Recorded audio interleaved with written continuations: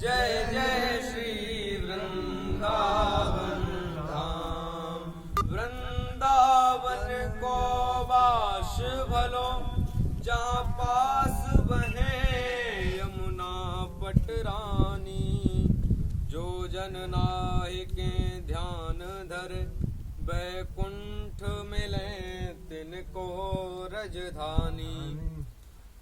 जय जय राधा जय जय श्याम, जय जय श्री वृंदावन धाम। जय जय राधा जय जय श्याम, जय जय श्री वृंदावन धाम। बरसाने की राधा गोकुल धाम, प्राणन प्यारो वृंदावन धाम। जय जय राधा जय जय श्याम, जय जय श्री वृंदावन धाम। बोली वृंदावन विहार की जय। नारायण नारायण। आप लोगों में से किसी का कोई भी समाधान अथवा प्रश्न हो तो हमसे कर सकते हैं। जैसे कोई भी शंका हो आप लोगों को किसी भी जगह पर, ग्रंथ में, पुस्तक में 18 शास्त्र, 6 शास्त्र, 18 पुराण, 4 वेद और 108 उपनिषद, इतने ग्रंथ हैं अपने भारतवर्ष में माननीय। और सबसे माननीय गीता ग्रंथ है। गीता का अगर किसी को ज्ञान है तो सर्वोच्च ज्ञान गीता का। इसलिए आप लोगों से गीता, हनुमान चालीसा इत्यादि जितने भी कोई ग्रंथ हों, हमें थोड़ा थोड़ा ज्ञान आप लोगों के आशीर्वाद से, आप लोगों की कृपा से सब में है। आप लोगों को अगर कोई हो शंका तो आप पूछें, नहीं तो हम अपना प्रारंभ करें। हम अपने हिसाब से इतने आदमी नहीं आपको जानकार है। सही बात जब ये सो का चलते हुए आदमी ने सुन ली, भाई दूसरी बातें खाती।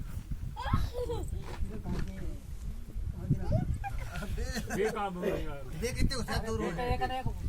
महाराज परीक्षित जो थे वो भी महाराज थे और पौत्र थे पांडवों के।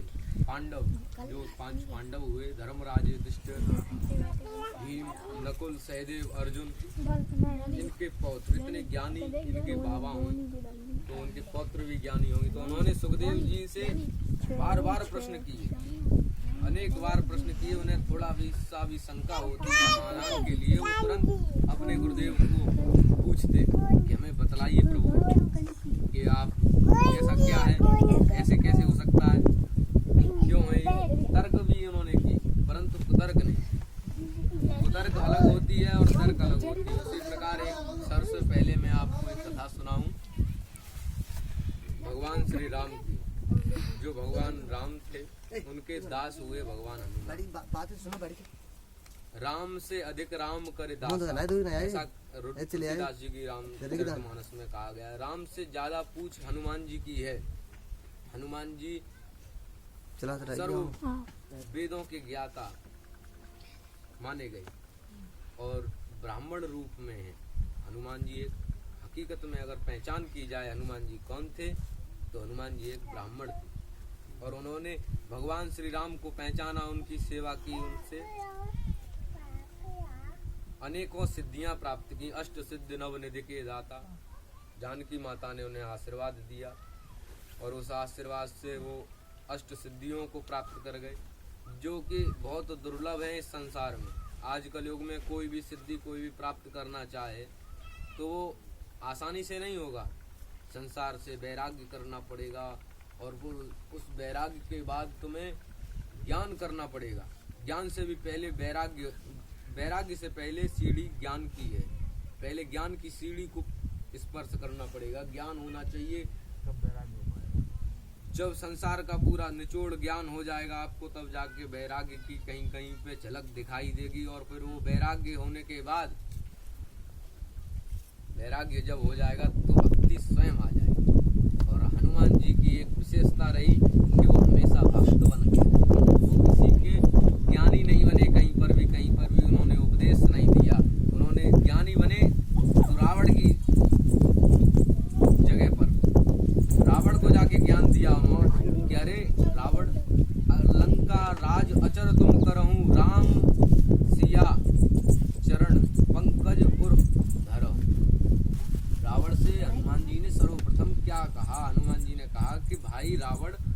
लंका में राज्य करोगे, परंतु उससे पहले तुम अपने उर माने पेट को कहते हैं, हृदय में आप भगवान सिया राम के चरणों की वंदना करो।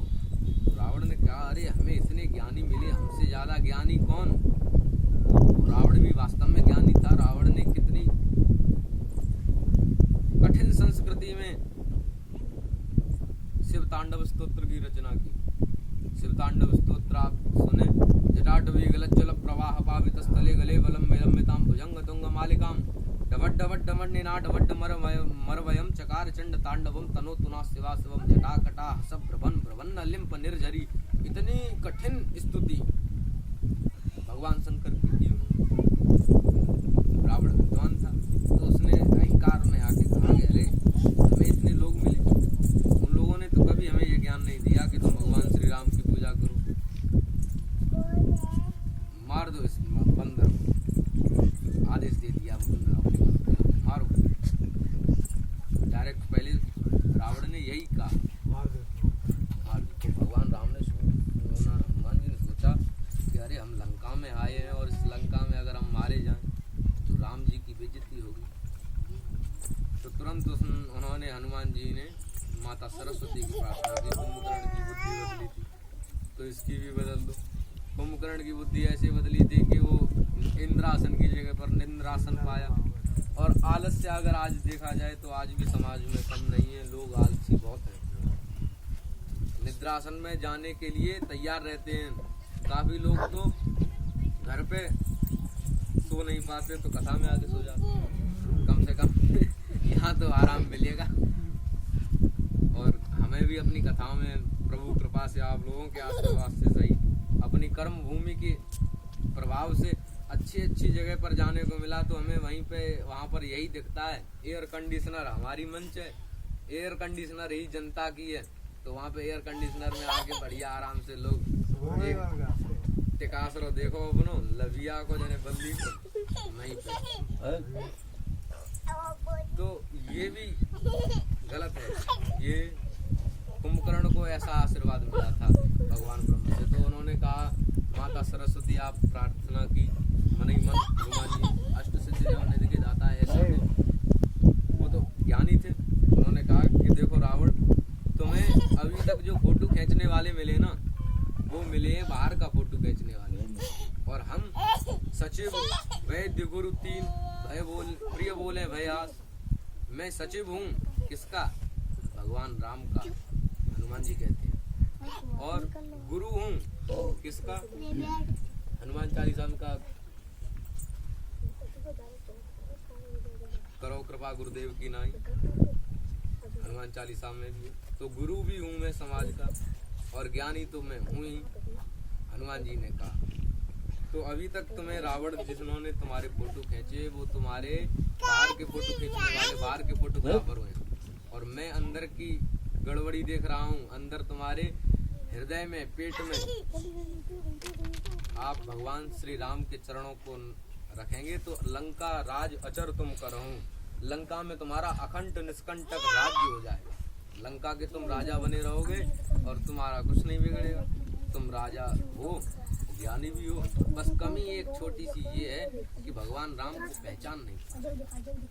भगवान राम को पहचान, ये गुरुवन के उपदेश हनुमान जी ने रावण को दिया। और शंकर सुवन के श्री नंद, शंकर भगवान के स्वयं अंश थे। वो भगवान के अंश होने के, भगवान शंकर के अंश होने के कारण वो गुरु भी थे। और शंकर भगवान किसके गुरु थे? रावण के। रावण ने शिव तांडव स्तोत्र में शंकर भगवान की तो उपासना की है। तो उपासना में महसूस होता है कि भगवान शंकर को वो अपना गुरु मानते थे रावण। और गुरु के ही रूप में हनुमान जी भी हैं सामने ही। और वो कह रहे हैं कि मार दो इस बंदर को, रावण। तो उन्होंने समझाया हनुमान जी ने कि तुम्हारे अभी तक जिन्होंने फोटो खींचे वो बाहर के, क्योंकि फोटो खींचने वाले कहते हैं जरा सा मुस्कुराइए। वो नहीं देखते कि विरह की जगह है। बेटी की विदा करते समय माता पिता कितने दुखी होते हैं, परंतु फोटोग्राफर अगर वहाँ पे आ जाए तो वो कैसे कहेगा कि भाई थोड़ा सा थोड़ा हंसो, फोटो बिगड़ जाएगा। तो बड़ा सा विदा हो रहा होता है और उस समय कहाँ पे मुस्कुराहट आएगी। तो ऐसे ही कहते हैं हनुमान जी के, अभी देखो रावण तुम अभी हंस रहे हो अपने मद और अहंकार में, परंतु कमी ये है कि तुम्हारे हृदय में भगवान श्री राम के चरण नहीं है। अगर भगवान श्री राम के चरणों को अगर आप रखोगे, भगवान की भक्ति करने लगोगे, तो लंका राज अचर तुम करहूं, लंका में तुम्हारा अचर राज हो जाएगा। ऐसा कह समझाया हनुमान जी ने रावण को। ऐसे ही हनुमान जी की एक कथा आती है। भगवान श्री राम जब त्रेता युग में अपने शरीर को छोड़ने के मूड में थे, क्योंकि इस संसार का एक नियम है, आया था तो जाएगा, राजा रंग फकीर। इस संसार में अगर कोई आया है तो वो जाएगा, ये एक अटूट सत्य है। तो भगवान श्री राम भी जाने के विचार में थे। भगवान राम अपनी यात्रा, अपनी लीला स्मरण करते हुए, और वहीं पे पास में एक नदी है अयोध्या धाम, सरयू जी में निवास करने के मूड से वो वहाँ पे बैठे थे। तो उन्होंने कहा कि हनुमान जी हमारे इतने भक्त हैं, इन्हें हम कैसे दूर करें, अगर ये रहेंगे तो ये जाने ही नहीं देंगे, इस पृथ्वी को छोड़ के अरे हनुमान जी जाने नहीं देंगे, क्योंकि उन्हें मालूम था भक्ति इतनी हनुमान जी ने की, लंका भी पूरी जितवा दी। और लंका के बाद फिर भी हनुमान जी राम जी के भक्त बन के रहे, उनकी चरण सेवा करते जब समय मिल जाए, और जो आज्ञा उनकी होती उसी आज्ञा को सिरोधार करके वो कार्य किया करते थे। और हमेशा निरंतर तुम पुनि राम नाम दिन राति, तुम पुनि राम नाम दिन राति, सादर जपहु अनंग आराधि। भगवान राम का चिंतन हमेशा करते रहते थे हनुमान। तो उन्होंने कहा कि हमारे हनुमान के होते हुए हमें सभी को छोड़ के नहीं जाते, क्योंकि प्रिय हमारे हनुमान जी। सीता माता से तो प्रेम उन्होंने बाद में किया, अपने पुत्रों पर प्रेम तो उन्होंने बाद में किया, उनके ही तो पुत्र थे। भगवान राम के जीवन को अगर आप अपने जीवन में उतारना चाहें तो पहले उनको अच्छे से पढ़ो, जानो उन्होंने पूरे जीवन में संघर्ष के अलावा क्या किया। भगवान राम ने 14 वर्ष का वनवास उन्हें प्राप्त हुआ, और उस वनवास में नंगे पांव, उस वनवास में भी उनकी परिणीता सीता, माता सीता, जगत जननी सीता का अपहरण हो गया। दुख के अलावा उन्हें मिला ही क्या, और फिर भी तभी तो वो आज पूजनीय हैं, वंदनीय हैं हमारे। इसीलिए अयोध्या में भी राम मंदिर का इतना बढ़िया भव्य निर्माण पूरा सरकार हमारी जुट इसीलिए तो है। सरकार का क्या महत्व है, सरकार ये चाहती है कि भगवान राम जहाँ पे जन्मे वहाँ पे जन्म, उनकी आराधना पूजन स्थल होना चाहिए। शिलान्यास करते समय मोदी जी से हमारे पूज्य भ्रात हैं वो रामकृष्ण परमहंस संस्था से, स्वामी विवेकानंद जी की संस्था से, तो उन्होंने क्या मांगा दक्षिणा में। पंडित जी ने जो शिलान्यास करवाया वो महापुरुषों के संरक्षण से, तो उन्होंने दक्षिणा में क्या मांगा पंडित जी ने। आज के कलयुग के पंडित जी भी इतने विद्वान हैं कि वो दक्षिणा नहीं मांग रहे, ना ही वो स्वर्ण मांग रहे, ना ही वो कहीं पर जमीन, वो दक्षिणा में मांगते हैं कि अयोध्या का तो उद्धार हो गया भगवान, तुम की बात है प्रेरणा सुन। अब मथुरा और काशी है, अब मथुरा को देखो, मथुरा में भूमि के कितने लोगों ने दर्शन किए बताओ। कृष्ण जन्मभूमि के करें, जो लोग जाते आते वो तो सब जाते ही है वहाँ पे। तो कृष्ण जन्मभूमि की भी अगर आप इस समय देखो तो दुर्दशा है, वहाँ पर भी मलेच्छाक्रांत हैं, उन्हें वो हमारे भाईजन हैं, हम उन्हें उनके विरोध में ये बात नहीं कह रहे, उनके सपोर्ट में ही कह रहे हैं अरे तुम यहाँ से छोड़ दो, हम तुम्हें और कहीं पे और भी जगह दे देंगे, यहाँ पे तो छोड़ो, मंदिर के स्थल को तो छोड़ो जहाँ पे भगवान का जन्म हुआ, प्राकट्य हुआ, उस स्थान को छोड़ो, हम तुम्हें दूसरी जगह पे इसकी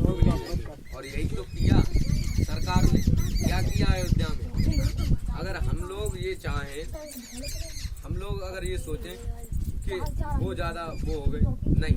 हमें हमारा धर्म सुरक्षित रहा, हमारा मंदिर सुरक्षित रहा, हमारे मंदिर का झंडा आज ऊंचा है, राम मंदिर है कि नहीं, हम सब के सहयोग से। तो हम सब का सहयोग वहाँ पर भी होगा, परंतु पंडित जी दक्षिणा में यही मांग रहे हैं कि तुम हमें बस दक्षिणा में यही दे दो कि अब तुमने ये शिलान्यास राम मंदिर का हमारे हाथों से करवा दिया। अब हम अगर हमारा ये अधम शरीर रहे तो ये सेवा भी हो जाए भगवान श्री कृष्ण की और बनारस काशी की। काशी में भी पास में ही वो मस्जिद है जहाँ पर भगवान का शंकर जी का जो मंदिर है, काल भैरव का मंदिर है, वहीं पर वो पास में वो भी है। और यहाँ पे अयोध्या में भी थी, अयोध्या की तो देखो हम लोगों ने मेहनत करके हटवा दिया और रह गया ही। इसी प्रकार हम कहाँ पे थे टॉपिक पे, भूल जाता बातें करते में, पता है करो कहाँ चल रही थी कथा। इतनी जल्दी भूलो मत, हमसे पहले अगर आप लोग भूल जाएंगे, आप लोग हमसे ज्ञानी हो, यही कि मैं ज्ञानी ऊपर बैठा नीचे बैठा रह जाता और अज्ञानी ऊपर। हाँ, हनुमान जी राम भगवान जाने के लिए देखो हैं कि नहीं, ये प्रभाव पड़ता है। सत्संग का प्रभाव अपन लोगों पे भी पड़ता है, निद्रा का प्रभाव अपन लोगों पे भी पड़ेगा, क्योंकि ये संसार में है। आलस्य मनुष्याणाम सर्वोपरि, गीता में और इसमें मनुस्मृति में कहा गया है सर्वप्रथम कि आलस्य मनुष्य का सबसे बड़ा शत्रु है, आलस्य को त्यागो। उसी प्रकार ऐसे ही भगवान ने सोचा गया हमारे इतने प्रिय दास हनुमान जी है, इन्हें छोड़ के हम कहाँ जाएंगे। तो उन्होंने कहा इन्हें कहीं उलझा दो, इन्हें कोई आज्ञा दो, तुझे आज्ञा करेंगे अपनी पूरी और वहीं पर रहेंगे। उन्होंने भगवान राम ने आज्ञा दी हनुमान जी को कि अभी तक देखो पुत्र मानती थी माता जानकी, हनुमान जी सबसे बड़ा पुत्र हनुमान जी को सर्वप्रथम माना माता जानकी ने। माता जानकी ने कहा कि देखो बेटा भाई, तुम अब ऐसा करो, कहीं कथा हो रही हो भगवान राम की तो वहाँ पे जाके सुनो। उन्होंने हनुमान जी ने चरण दबाते हुए बोला राम जी से कि देखो हम कथा कहाँ सुनने जाएं, कथा कहाँ होगी, आपके नाम की होगी, जहाँ पर भी होगी, और आप हमारे सामने बैठे हो और आपके चरण हमारे हाथों में, हम चरण सेवा कर रहे हैं, इससे बढ़िया उपाय कहाँ पे मिल सकता है।